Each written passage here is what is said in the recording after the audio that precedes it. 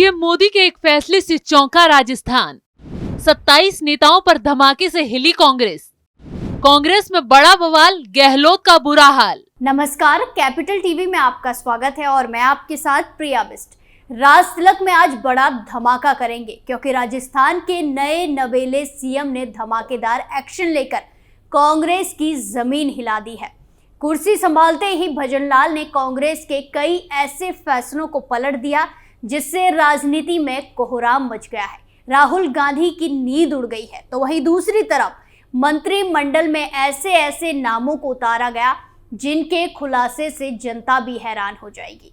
PM Modi ने न सिर्फ सीएम के नाम पर लोगों को चौंकाया है, बल्कि मंत्रियों के नाम पर भी धमाका कर दिया है। पीएम मोदी की नई लिस्ट से गहलोत पायलट के खेमे में भगदड़ मच गई है। अब तो राहुल गांधी सिर पकड़कर बैठे हैं और सोच रहे हैं कि आखिर नेता प्रतिपक्ष किसे बनाएं और राज्य में कांग्रेस की कमान किसके हाथों में दी। इस केस में ट्विस्ट तगड़ा है, लेकिन सबसे पहले बात राजस्थान के मंत्रिमंडल की करते हैं। बड़ी खबर ये आ रही है कि 27 नए चेहरों को भजनलाल शर्मा की कैबिनेट में शामिल किया जाएगा। संभावना है कि अगले हफ्ते मंत्रिमंडल का गठन कर लिया जाएगा। राजस्थान में मंत्री समेत अधिकतम 30 मंत्री बनाए जा सकते हैं। बीजेपी एक मुख्यमंत्री और 2 डिप्टी सीएम बना चुकी है। ऐसे में अब 27 मंत्री और बनाए जा सकते हैं। बता दें कि डिप्टी सीएम कोई संवैधानिक पद नहीं है। ऐसे में दोनों डिप्टी सीएम को भी कैबिनेट मंत्री ही बनाया जाएगा। तो चलिए किस आधार पर कैसे विभाग बांटे जा सकते हैं ये आपको बताते हैं। दरअसल राजस्थान कार्मिक विभाग और डीपीआर, गृह विभाग, लोक निर्माण विभाग, जल संसाधन, कानून, परिवहन विभाग, चिकित्सा एवं स्वास्थ्य, शिक्षा और ऊर्जा विभाग बड़े माने जाते हैं। ऐसे में ये विभाग उन्हें दिए जा सकते हैं जो पहले मुख्यमंत्री और डिप्टी सीएम की दौड़ में आगे चल रहे थे, लेकिन सीएम की कुर्सी उन्हें नहीं मिल पाई। इसी के साथ सांसद रहे बाबा बालकनाथ और किरोड़ी लाल मीणा गृह मंत्री की दौड़ में है। बीजेपी ने जिस तरह हिंदुत्व के मुद्दे पर चुनाव लड़ा, उसे बनाए रखने के लिए बाबा बालकनाथ को गृह मंत्री बनाया जा सकता है। बाबा बालकनाथ मुख्यमंत्री की दौड़ में भी आगे थे। वहीं गृह मंत्री पद का दूसरा मजबूत दावेदार राज्यसभा सांसद रहे किरोड़ी लाल मीणा को माना जा रहा है। मीणा पूर्वी राजस्थान के बड़े नेता हैं। उन्हें मुख्यमंत्री बनाए जाने की भी चर्चा थी। ऐसे में बीजेपी उन्हें गृह मंत्री बनाकर मीणा समाज और पूर्वी राजस्थान को साध सकती है। बीजेपी को इसका फायदा लोकसभा चुनाव में भी मिल सकता है। कहा तो ये भी जा रहा है कि जिस तरह सीएम डिप्टी सीएम के नाम का दावा जाति गणना के आधार पर खेला गया, ठीक उसी तरह मंत्रिमंडल में भी जाति गणना देखने को मिल सकती है। तो एक बात साफ है कि बीजेपी का जो भी फैसला होगा वो चौंकाने ही वाला होगा।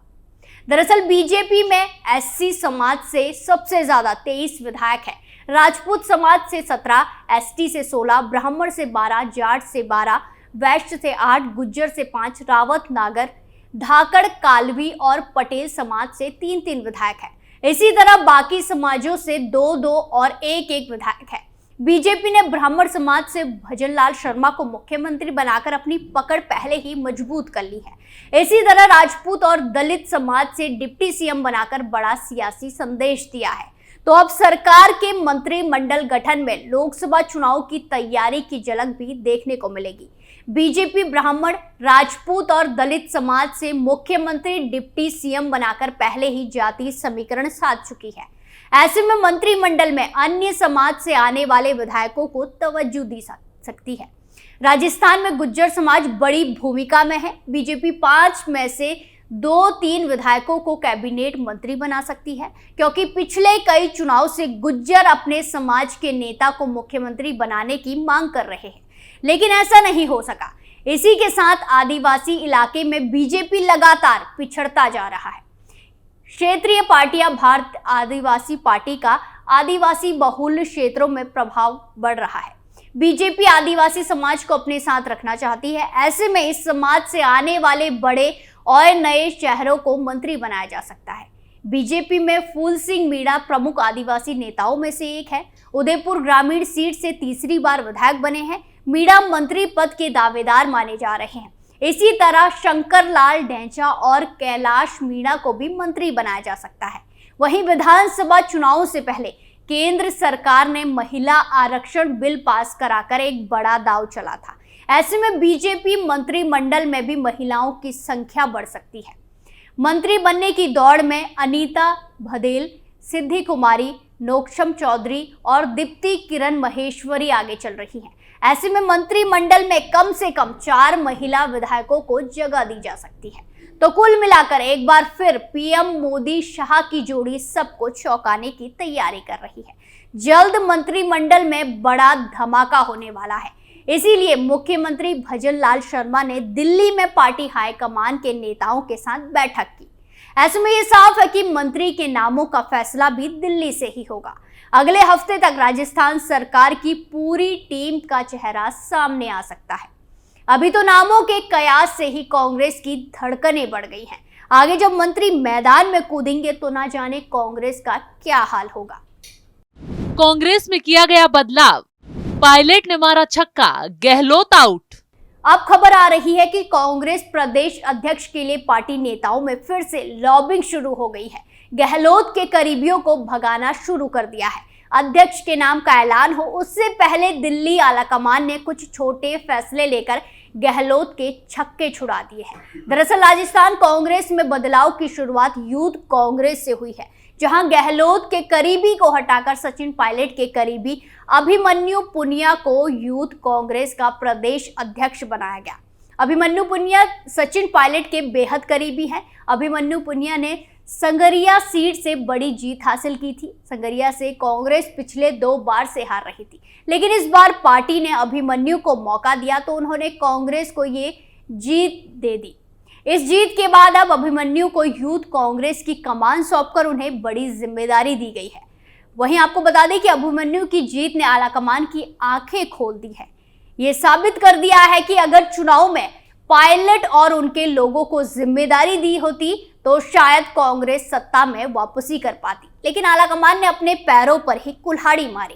वहीं अभिमन्यु पुनिया को कमान मिलते ही गहलोत को कैसे साइडलाइन फेंका गया, इसके रुझान दिखने शुरू हो गए हैं। दरअसल अभिमन्यु को जब कमान मिली तो उन्होंने बधाई संदेश में गहलोत का नाम तक नहीं लिया।